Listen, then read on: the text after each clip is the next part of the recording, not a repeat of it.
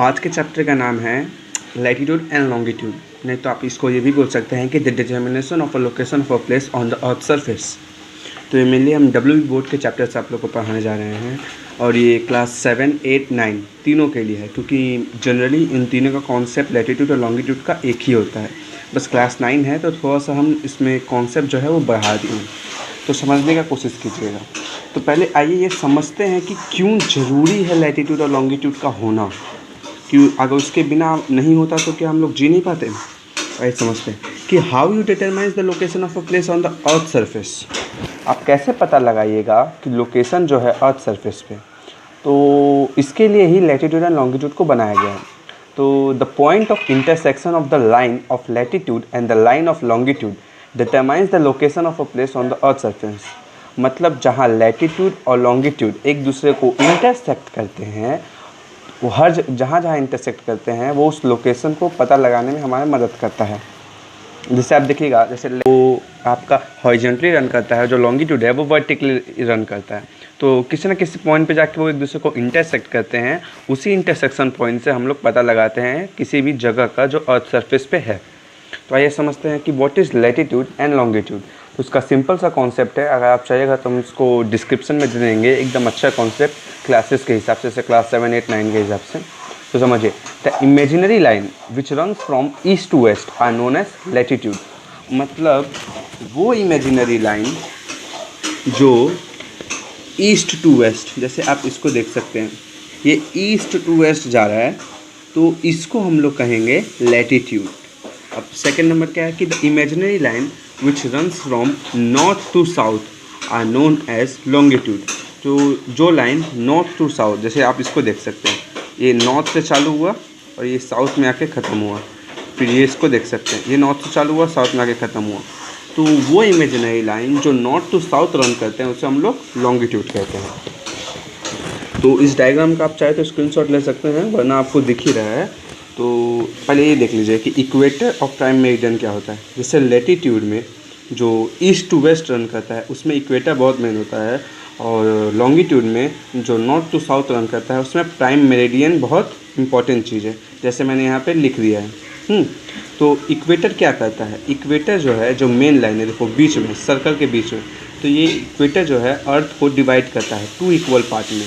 जैसे देखो ये इक्वेटर है, डिवाइड कर अर्थ को 2 इक्वल पार्ट में। जिसमें ऊपर वाला पार्ट है इसको हम लोग कहेंगे नॉर्थर्न हेमिस्फीयर, और उसके नीचे वाला पार्ट है उसको हम लोग कहेंगे सदर्न हेमिस्फीयर, ठीक है। और ये जो प्राइम मेरिडियन है ये भी अर्थ को 2 इक्वल पार्ट में डिवाइड करता है। देखिए पूरा बीच में से गया है तो ये 2 इक्वल पार्ट में डिवाइड करता है। एक होता है ईस्टर्न हेमिस्फीयर और एक होता है वेस्टर्न हेमिस्फीयर। तो आप लोग कॉन्सेप्ट समझ गए होंगे। और ये जो 66.5 degree north Arctic circle, Antarctic circle, ये हम आपको बता देंगे आगे वीडियो में, ओके। जैसे बहुत लोगों को कन्फ्यूज़न होता है कि जो लैटिट्यूड है और पैरेलल ऑफ लैटिट्यूड और लॉन्गिट्यूड और मेरिडियन ऑफ लॉन्गिट्यूड, इसमें कुछ डिफरेंस है तो बहुत हल्का सा डिफरेंस है। जैसे लैटिट्यूड जो है वो एंगुलर डिस्टेंस होता है इक्वेटर से, और ये ऑलमोस्ट ही सेम ही होता है, ये ऑलमोस्ट सेम होता है,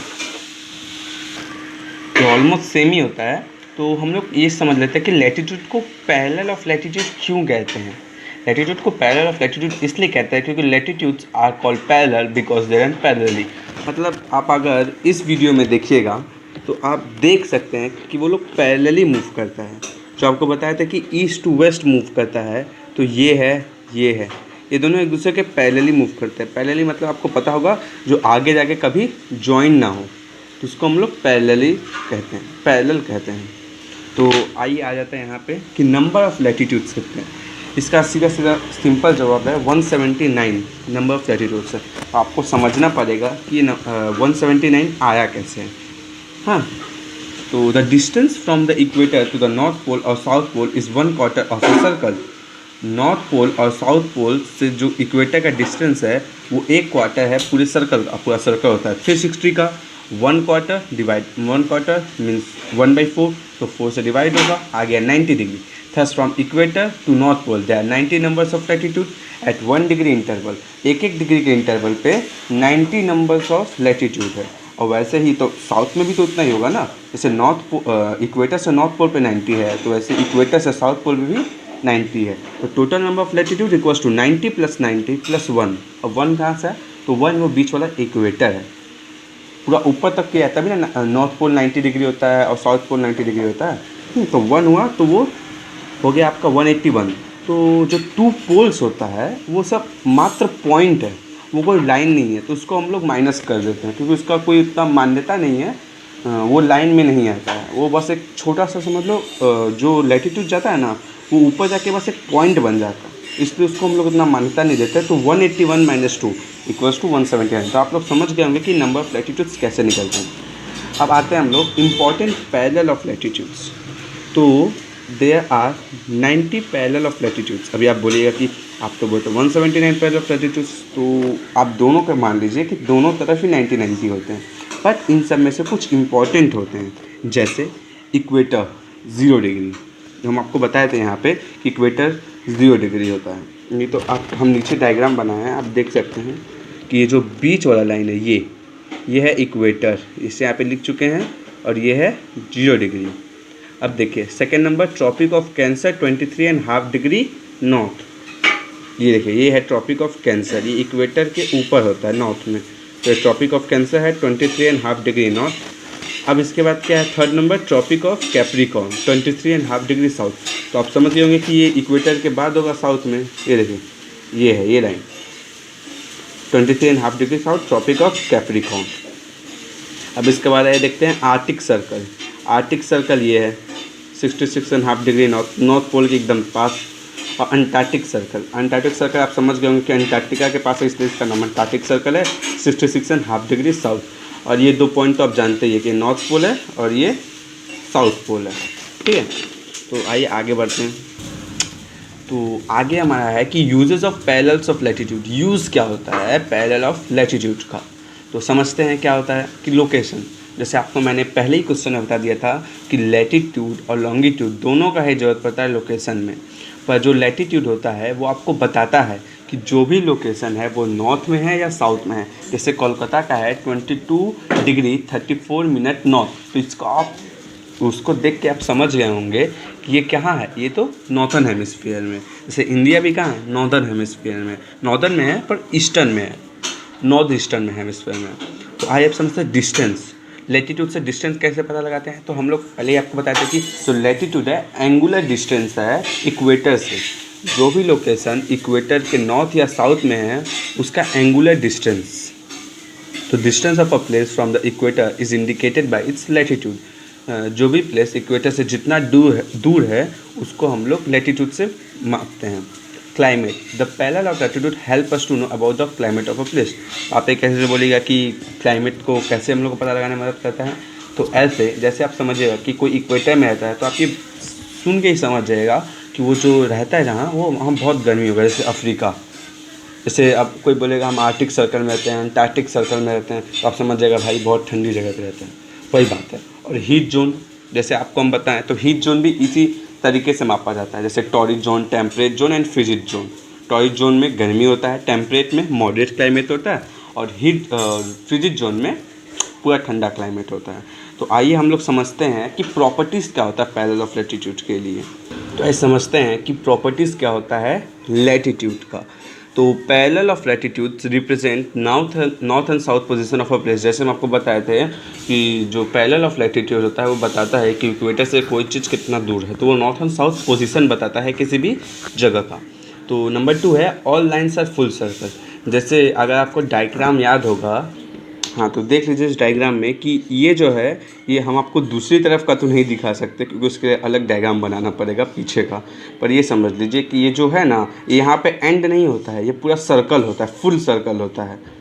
जैसे इक्वेटर को हम लोग ग्रेट सर्कल कहते हैं, क्यों? क्योंकि उससे बड़ा सर्कल दुनिया में कोई नहीं है।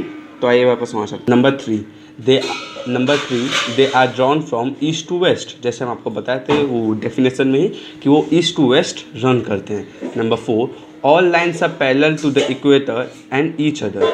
जितने भी लाइन होते हैं पैरेलल होते हैं इक्वेटर से और एक दूसरे से, जैसे हम आपको बता दिए थे कि वो एक दूसरे से पैरेलल होते हैं। The equator has the latitude 0 degree and is called the great circle. अभी आपको हम समझाएं कि ग्रेट सर्कल क्यों कहते हैं और इक्वेटर 0 डिग्री होता है, ये आप जानते ही हैं।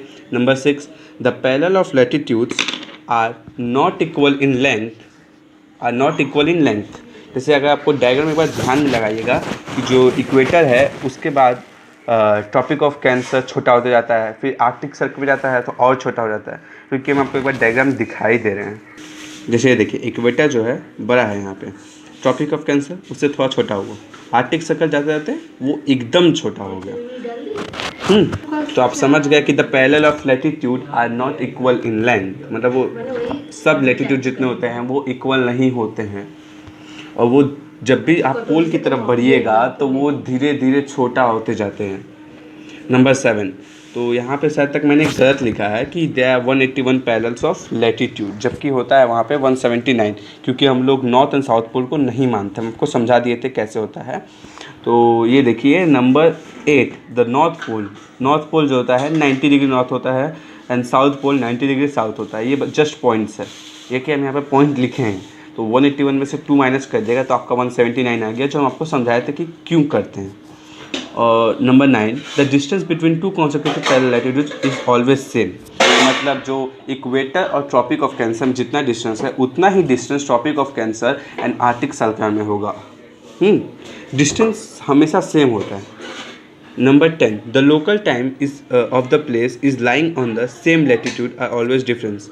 लोकल टाइम जो होता है किसी पे, अगर इक्वेटर पे इतना लोकल टाइम है तो वो लोकल टाइम सेम नहीं होगा ट्रॉपिक ऑफ कैंसर पे, क्योंकि सन मूव नहीं करता पर अर्थ तो मूव करता है ना, तो रोटेशन करता है जब, तो अगर सामने वाले पार्ट में लोकल टाइम जो है वो ट्रॉपिक ऑफ कैंसर में इतना लोकल टाइम नहीं रहेगा ना, वही बात है।